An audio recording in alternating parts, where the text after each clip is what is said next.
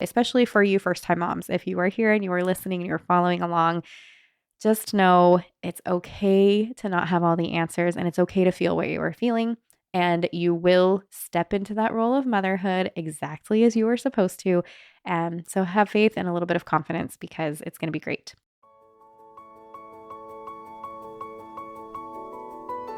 Getting pregnant and giving birth are two of the most exciting things you can ever hope to experience in this life. The moment you think you could be pregnant, you're frantically searching for all the best information, which is why you're here today. I'm Stephanie King, and with my many years of experience as a professional childbirth educator, doula, and lover of all things pregnancy, birth, and postpartum, I'm here to make preparing for your birth enjoyable, empowering, and totally easy.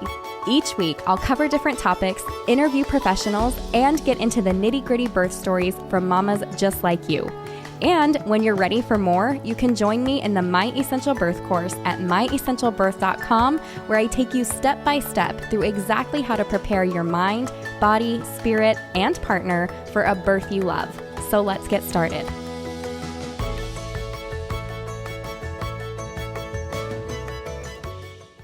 All right, this week's podcast reviewer of the week is C-Gerber. She says, "Thank you. I had an incredible first birth experience. I found your podcast halfway through my first pregnancy and ended up buying your course soon after I listened to many of the birth stories. I ended up having my firstborn daughter after only 7 hours of labor with no pain medication, which is incredible, especially for a first baby. I think that's awesome. It was an intense but amazing experience that I was able to have control of the whole situation. This course helped me take control of my first birth and allowed me to go into my labor confidently.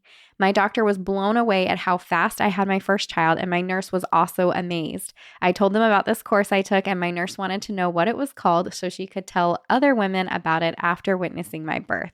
That is seriously incredible. I think that might be like one of my favorite reviews that I have read recently. Legitimately, like, that makes me so happy that you had such a good experience, so much so that it affected other people around you. Isn't that what it's all about? That's so cool. All right, you guys, let's switch gears. And I know we talk about pregnancy and labor a lot. Let's have a postpartum moment, because I don't know that I've covered this actually on the podcast yet, but postpartum boundaries are a real thing. This is something that I feel like deserves a little bit of conversation. And postpartum is really a time for you to be healing, for mom to be healing, for that bonding to happen between mom, baby, and birth partner. And it's just kind of this like sacred space, whether this is your first or your fifth baby, that you get to enjoy together as a family. And there are some things that make it go well, and there are some things that can make it go less well. So let's talk about setting those boundaries, those safe, comfortable, good boundaries, and how we can do that.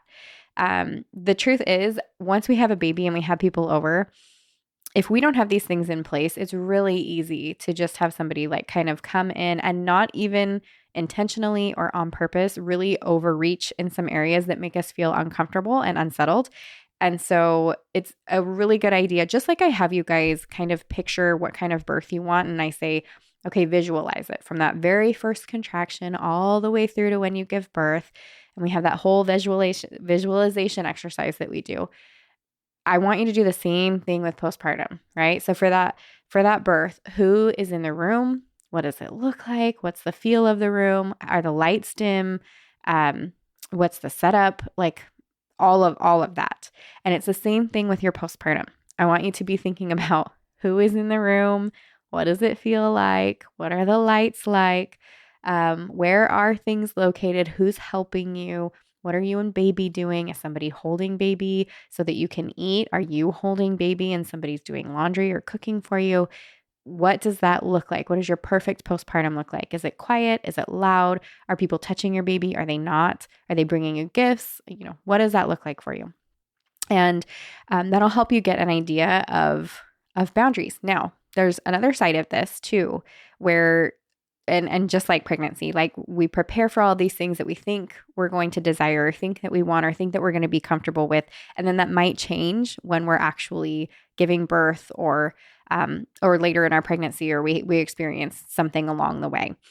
It's the same with postpartum. You can plan for all of these things and think you're going to be fine with this amount of visitors or this person visiting or people touching your baby or not touching your baby. And then postpartum is there and people are in your space and you're like, whoa, wait a second. For example, when I had my first baby, and that was a cesarean birth, and I came back home, it was awesome when people came over, and especially when they brought food. I absolutely loved that. I was not in a place to get up and cook or anything like that. Recovering from abdominal surgery and first baby, like I definitely just needed to chill. But I also, like after, I don't know, a couple weeks, I remember I was like, I need to get out of my house. Like I've been stuck in these, tiny walls and I am feeling just like so stressed. And so there was like a family event going on where like it was somebody's birthday and people were going to be over. And I was like, oh my gosh, please. Yes, let's go. And I took my baby. And as soon as we walked into that house, there were some people there I didn't know, whatever. But I had this like wave of anxiety where I was like, like people are going to ask to touch my baby. Like all this, like I was like, I needed to get out of the house, but this was not it. And I didn't know that until I was in that space. And so I remember like just keeping my baby by me and being really uncomfortable and really like not knowing how to express how I was feeling. Luckily, my husband was great, and I feel like he caught on to some of that, and he was able to visit with his family and stuff, but I just kept my baby right near me, and I really didn't want to pass him around. And so, again, you plan as best as you can, and then you adapt as time goes. Now, and it really can be different, like first baby to second baby to third baby, right? Because we get a little bit more comfortable in our skin. We know how, like, what we're going to be a little bit more. So what we're going to be comfortable with, what we aren't. We find our mama bear voice, maybe some of you have that already. But you kind of like step into that role a little bit more with each baby. And so especially for you first time moms, if you are here and you are listening and you're following along, just know it's okay to not have all the answers and it's okay to feel what you are feeling. And you will step into that role of motherhood exactly as you were supposed to. So have faith and a little bit of confidence because it's going to be great. But when you have a baby, everybody gets so excited and they want to come over and they want to see baby and hopefully they want to love on you too. But people are going to show up, right? And especially if you tell people you have a baby, people are going to show up. And unless you say maybe, don't show up during this time and this time, or you add some boundaries. And it can be really overwhelming, which sounds maybe a little bit silly. Like when people show up, maybe that doesn't feel like it's normally overwhelming. But when you're like learning to read your baby's cues and you're working on that bonding and stuff, and then somebody else is in your space, I don't know exactly how to describe it other than it just feels a little bit overwhelming. And so we don't want it to feel that way. People that come into your space should be safe and comfortable and protective and that kind of stuff. So setting boundaries and helping communicate, having good communication to get these things set up is really, really important. And it's something that you're going to do with your birth partner. Just like they needed to know your birth plan for pregnancy, they need to know your postpartum plan for when people are coming into the home. And you really want to make sure that they are on your side and supportive of you, especially because it's likely going to involve his family too. And he might be more comfortable with certain things that you might not. And so you guys have to be on the same page. Otherwise, you don't want your relationship to suffer as you are trying to work on this bonding and this new relationship with adding another baby into the home or another person into your family. So make sure that you guys are on the same page. And obviously, if you're listening here, you guys, it's been out for a little bit now, but we have a postpartum course. And so maybe some of you guys jumped in. I know a lot of you jumped in when we did the like Mother's Day special and you bundled and all that stuff with the postpartum. If you are in the birth course, there is a link. Once you are within the birth course, it's just right on the right side, or if you're on your phone below the videos that you're watching, and you can just dive into the postpartum course. It's like a really quick add-on. But for those of you that are listening that you're wondering like, oh yeah, postpartum, because it's so easy for us to get so excited and prepare for pregnancy and birth and then forget about postpartum until you're like, oh shoot, like I'm giving birth and I'm not ready for any of this other stuff. Anyways, so if you're interested and you're looking into the course already, just add the postpartum course because it will be peace of mind. And then you can like totally prep for the birth. You don't even have to touch postpartum until it's postpartum time. And then you can dive in and it's kind of like a click and go, which just whatever question you have, it's like, oh, okay, click this, like postpartum, this many weeks, question about the baby and it takes you to where you need to go. But anyways, if you're listening to this and you are still pregnant right now, that is like the perfect place to be, because I want you to start thinking now, like I said, about what those early postpartum days are going to be. If you are already postpartum, maybe you've experienced some of this, or maybe you're newly postpartum and you're still wondering, how do I do these boundaries? Stick with me. And if not, maybe you're a little bit more postpartum now, you can go back and say, oh yeah, I wish I would have done that. And so for next baby, we're definitely going to do that. But what are your priorities? If you are giving birth in a hospital setting, are you wanting people to come visit you at the hospital? Are you wanting that to be just you and your birth partner and baby alone time, and people can possibly visit when you guys get home? I know a lot of women like to have food or whatever brought to the hospital by loving parents or siblings or whatever. And that's great. So like, it really is whatever you're comfortable with. The best part about the hospital is if you do not want people in that space, you just ask the nurses to cover for you. And they are so good about it. It's like, oh, she's resting, or oh, she's this. Actually, we're going to do this. No family right now. And so they're like a really good buffer for that. And then you don't have to feel bad. So just be thinking about that. I do feel like postpartum is not a time to spare feelings. And I mean that in the nicest possible way. I'm not saying it's time to ruin relationships either, but you will be so glad, even if you had to have like a tough moment or a tough conversation with somebody that you love dearly. If you are feeling like you don't want them in your space for whatever reason, by saying, I'm sorry, that's not going to work for us right now, or we're not having visitors right now, you will feel better protecting that space in that postpartum period. And there will always be a place and a time for that loving person to have their time with you and with baby. So I think postpartum is just a really special time, and it deserves whatever kind of sacred space you feel is best for you and your family. And trust me, you will not regret doing what you feel is best for you and your family.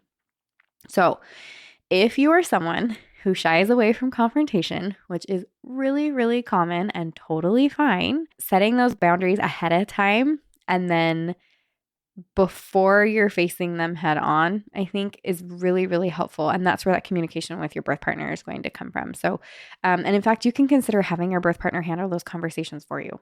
Like, it's great, especially if it is his family, but even if it's not, they can, just like the nurses get to be your buffer, he gets to be your buffer. Maybe he's the one that doesn't like confrontation. Maybe both of you don't like confrontation, but he's just going to have to man up, but he should be able to watch over and protect you, right?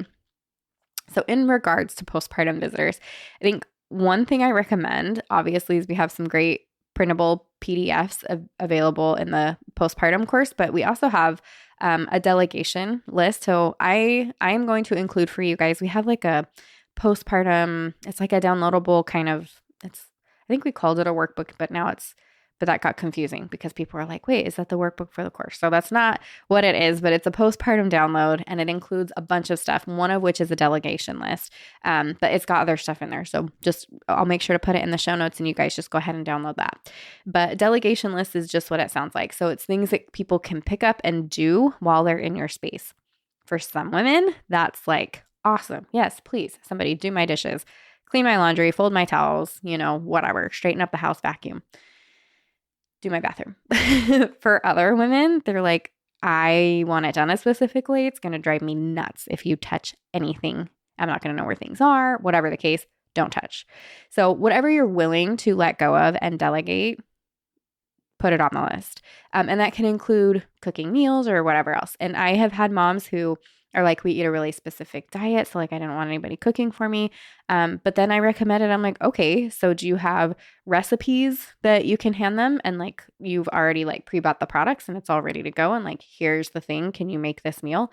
And she's like, oh yeah, we could totally do that. And then that takes the pressure off, right? You don't have to cook all of your own meals and you're still getting exactly what you need. So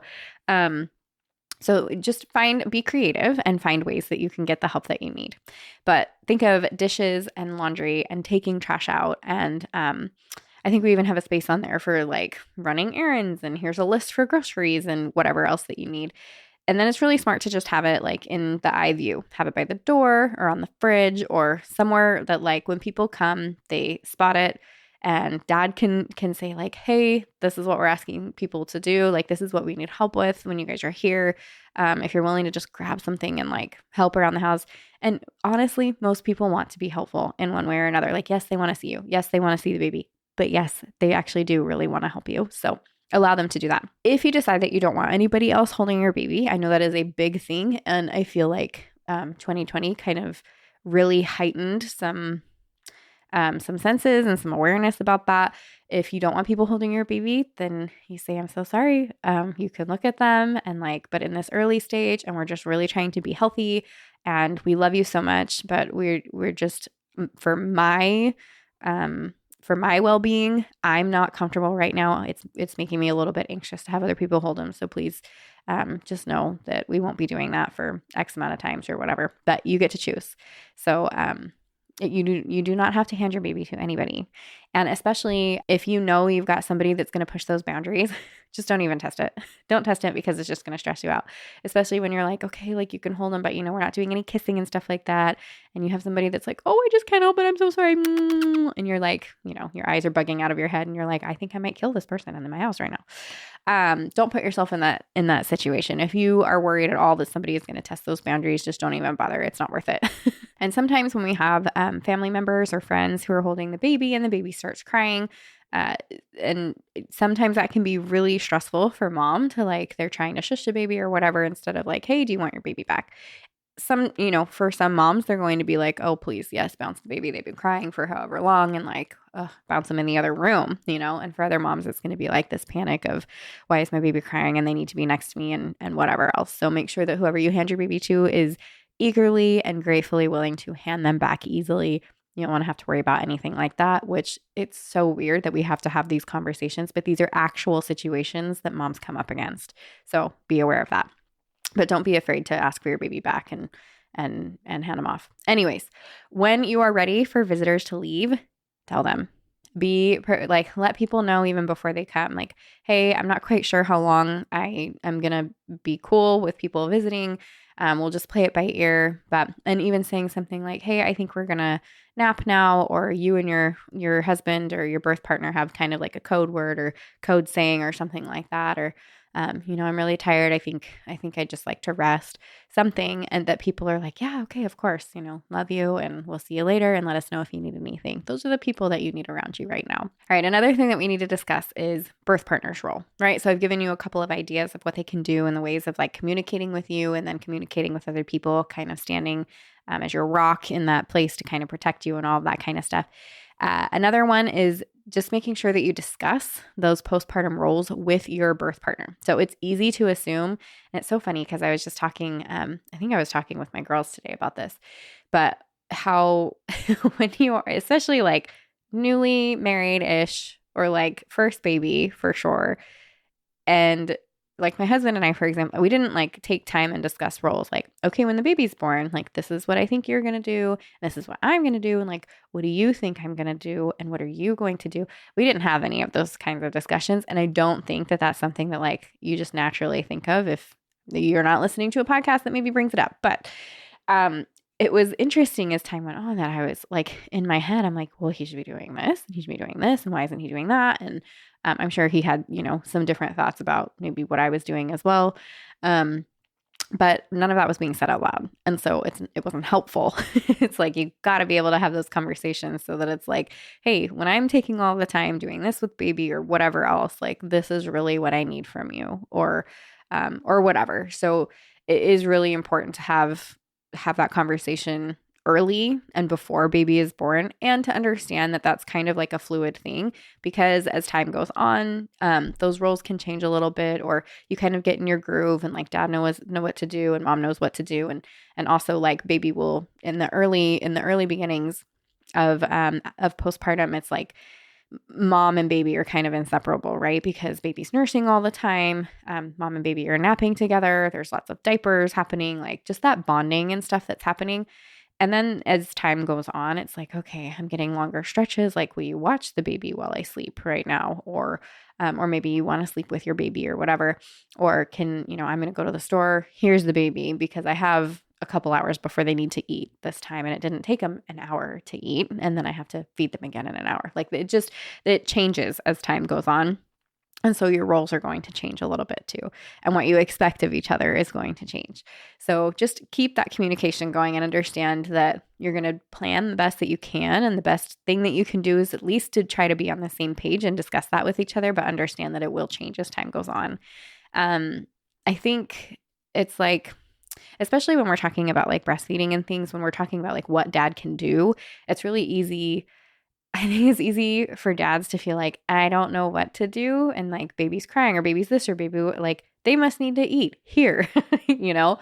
And that can feel like overwhelming to mom. And also, just because mom is breastfeeding and she has that source of comfort does not mean that there's nothing that dad can be doing. And so if you are a breastfeeding mom, there are certainly other things that dad can do, right? Like if you're getting up in the middle of the night, it's like he can grab you things that you need. Now, hopefully you've got some kind of like either your nightstand is full of all the things you need or you have a little breastfeeding cart or whatever so that you've got what you need nearby. But sometimes it's nice to just feel like you're not in it alone. Like I wish one of the things I would have said, and like, yes, I know he needed to work, but like, will you just be up with me sometimes during the night while I'm breastfeeding so I don't feel like I'm doing it alone? Like that would have been helpful. And I know for babies who are formula fed, like it's much easier to get dad involved, at least with like the feeding process. Cause you're like, okay, you take this shift, I'll take the next one or whatever, because he can handle my bottle. But for breastfeeding moms, it's like you're on every single time. So like maybe you nurse and then, maybe you get to get up and go to the bathroom while dad burps the baby and changes the diaper or, grabs you whatever you need for water or refilling your snacks or whatever. And maybe it doesn't happen all the time in the middle of the night. Maybe dad does have to work and whatever you guys work out, but it is important to involve each other and I feel like you're doing it together, just like pregnancy, right? Like when you're preparing for your birth, it's like have dad listen to the podcast, have him read the books, have him, be involved with the process of it. It's the same thing. You guys, you just want to feel like you're in it together because you are. So, I think too, like we had said, like delegating household chores and stuff, that was something that I think would have been so helpful for us to discuss early on. But like, while I'm relaxing and being with the baby, like really in those early days, like mom should just be able to be with the baby unless you're like, I need to get out of the bed or, off the couch, or I need to just like move around and I want to vacuum or I'd like to make dinner or like, I just need to be doing something else. But if the desire is, I just need to be here snuggling my baby and recovering and resting, then there needs to be some like, and because of that, these things need to get done. And if dad either doesn't have time for those, or he's like, I want to be spending time with you guys too, and I don't want to have to worry about all these things, that's when we bring in the extra help.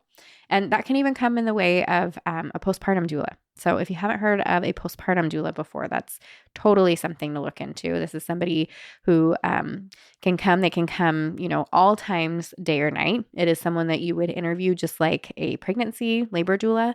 And they are specialized in newborns and newborn responses and in moms and mothering and whatever else.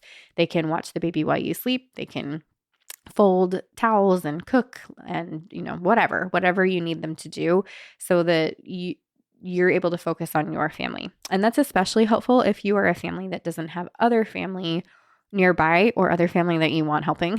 Even if you do have them nearby, this can be somebody that can come in and be helpful with all of that kind of stuff. So think about vacuuming and chores and bathrooms and, everything that needs to happen in a home and make sure that you guys have that discussion. I think emotions are high and mom is very vulnerable postpartum. And so mom's mental and emotional well-being is really crucial during this time. I know like within the birth course, we say, here are some signs of postpartum mood disorder. So that's anxiety and depression and OCD and anger and these other things that come up. And it's like, here's a printout, paste it on the freezer or the fridge so that you can kind of just glance at it occasionally, because when you're in the thick of it, sometimes it's like, this is just, she has a new baby and whatever else. I'm talking to the partner, right? I'm like being the partner, like, it's overwhelming and we're tired and this, but you partners, mom best. And so if you have something like that you can like reference that says like, it's like all of a sudden she's checking some boxes where it's like, okay, yes,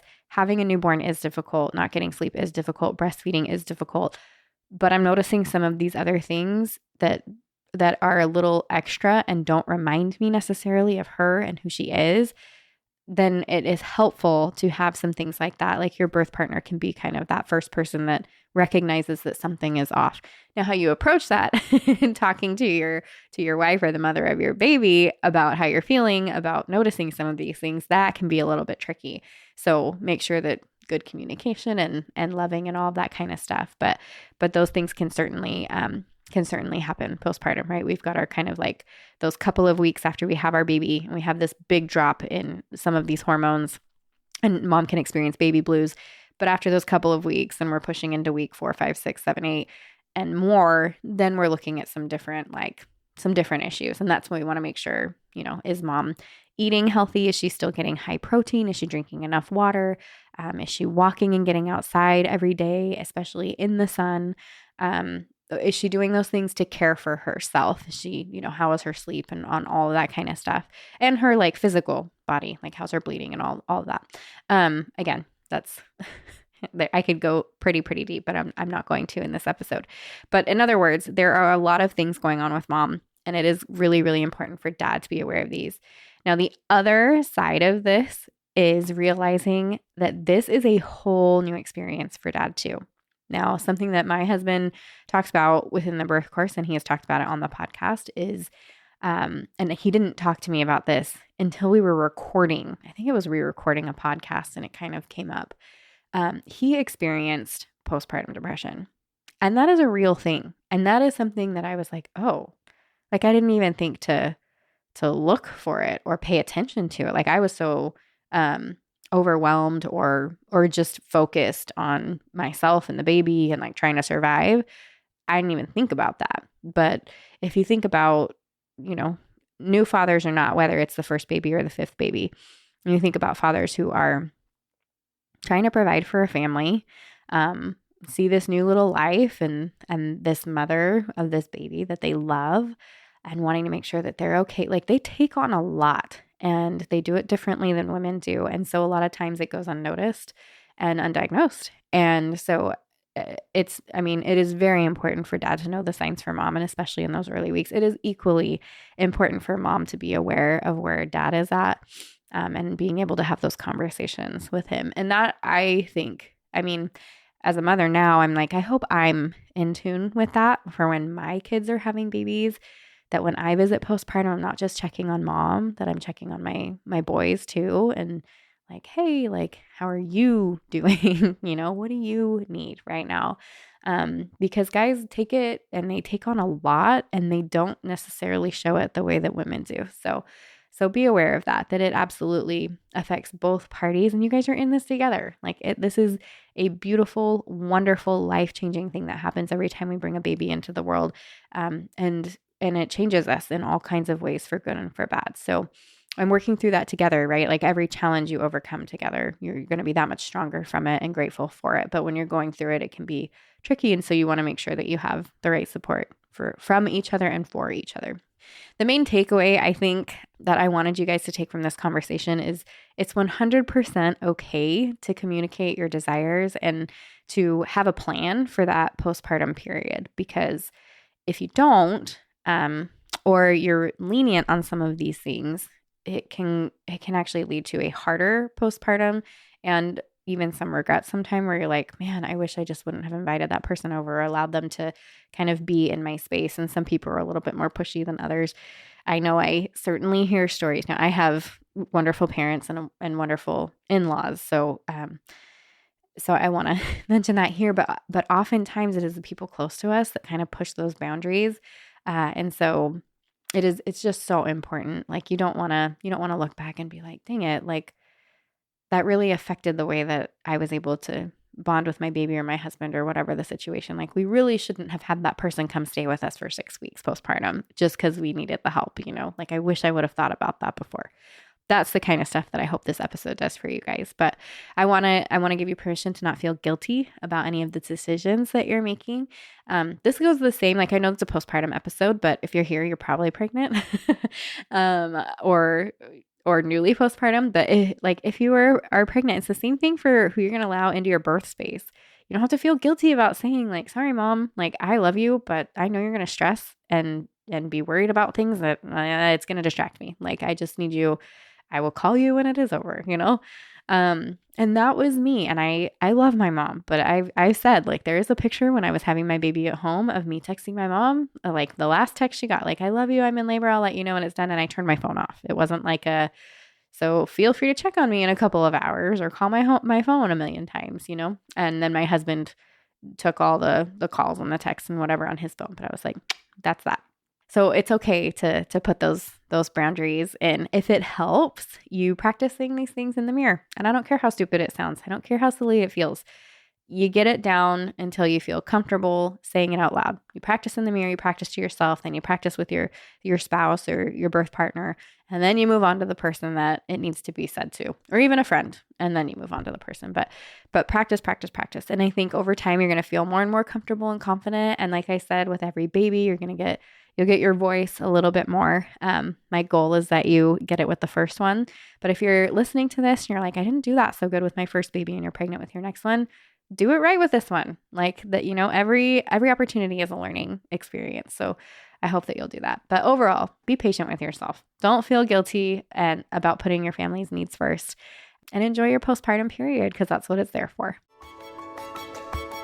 If you loved what you heard today, the very best way to support this podcast and help other moms to find it is to leave a quick review. I read one at the beginning of the episodes, and I would love for yours to be next.